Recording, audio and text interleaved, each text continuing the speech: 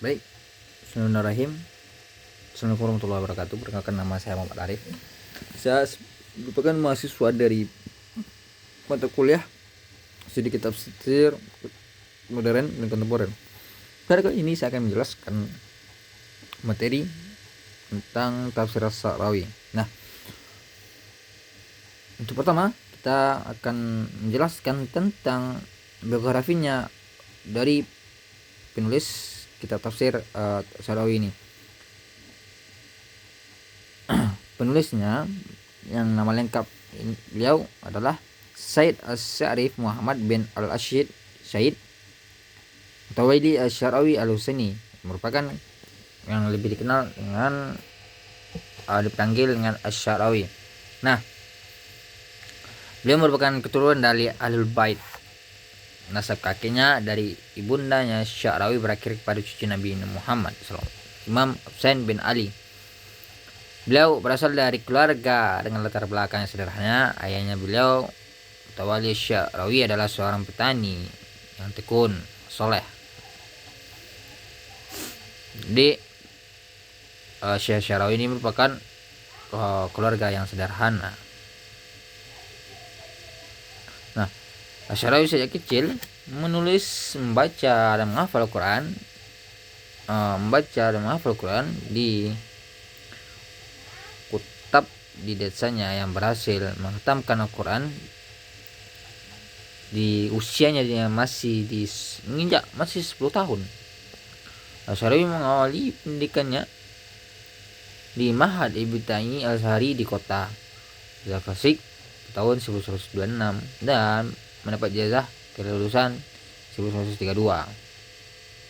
Dan melanjutkannya pendidikan menengah di Ma'had yang sama hingga bertambahlah minatnya dalam syair dan sastra. Nah, Syekh Syarawi tamat, beliau pernah lulus, juga pernah mendalami ilmu di Universitas Al-Azhar. Nah, beliau tamat di tahun 1940 dengan R1. Beliau sekalipun beliau izin mengajar pada tahun 1900 setelah menyelesaikan pendidikannya Master of Art. Ia ditugasi mengajar di Tanta dan selanjutnya di Iskandaria setelah masa pengalaman yang panjang di negerinya. Syekh Syarawi pindah ke Arab Saudi pada tahun 1950 Masehi untuk menjadi dosen syariah di Universitas Al-Qura. Beberapa tahun kemudian ia kembali ke kampung halamannya. Nah, pada tahun 1950 Universitas King Abdul Aziz di Mekah mendirikan Fakultas Syariah dan Syarawi terpilih menjadi delegasi pengajar di Fakultas Syariah di universitas tersebut. Nah, tahun 1603 terjadi perselisihan antara Presiden Mesir Jamal dan kerajaan Arab Saudi yang mengakibatkan ditariknya kembali utusan Al-Azhar termasuk Asy-Syarawi berada di Saudi untuk kembali ke Mesir. Kembalinya delegasi Arab Saudi ia adalah langkah awal pemulihannya hubungan antara negara itu.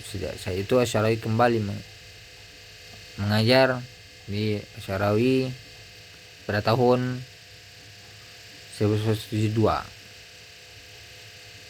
Nah, selanjutnya metode tafsir As-Syarawi yang pertama itu identifikasi fisiologis dan tafsir As-Syarawi. Nama lengkap tafsir ilmu As-Syarawi Khawatir Asy-Syarawi Haul Al-Quran Al-Karim. Tafsir ini terdiri dari 9 jilid dan berbahasa Arab. Dalam redaksi lainnya, menurut Badrus Zaman, karya ini terdiri dari 20 jilid. Karya tafsir ini sudah diterbitkan oleh beberapa penerbit. Nah, selanjutnya kita mulai penulisan tafsir Al-Syarawi. Imam Al-Syarawi tidak menamai karyanya ini dengan nama tafsir, akan tetapi menamai dengan Khawatir Asy-Syarawi Haul Al-Quran Al-Karim. Alasannya adalah karena untuk menjelaskan apa yang dia paham dari ayat Quran, karena arti dari khawatir itu adalah ide, pemikiran, dan perlindungan. Jadi apa yang dicantumkan sebatas ide dan pikiran itu memahami ayat-ayat Al-Quran.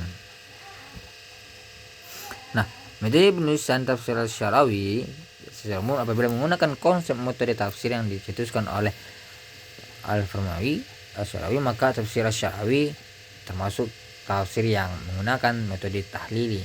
Namun apabila dicermati contoh penafsiran Syarawi tentang turunnya Al-Quran pada Quran surat Al-Imran ayat 3, di mana ia mengulas kata nazala menggunakan eksplorasi ayat-ayat yang menggunakan kosakata tersebut. Lalu ia menjelaskan makna kosakata itu secara jelas, kemudian menarik suatu konklusi pada keutuhan makna ayat tersebut, maka tanpa menggunakan metode maudhu'i. Jadi dapat dikatakan bahwa ia memadukan antara mode tahlili dan maudhu'i. Nah, selanjutnya kita lihat dari cara tafsir dari tafsir Al-Syarawi ini. Menurut para peneliti kitab tafsir Syarawi berbeda dapat menentukan tafsir ini. Ada yang mengatakan bahwasanya cara tafsir Syarawi adalah tafsir ilmi, tafsir yang fasirnya mencoba mengeluarkan banyak ilmu baik klasik maupun modern yang berkandung Al-Quran. Kemudian ada yang mengatakan juga tafsir ini caranya itu tafsir hidai,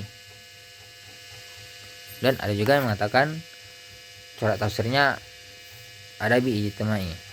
Nah, itulah sedikit pemaparan yang saya sampaikan pada materi kali ini. Terima kasih. Assalamualaikum warahmatullahi wabarakatuh.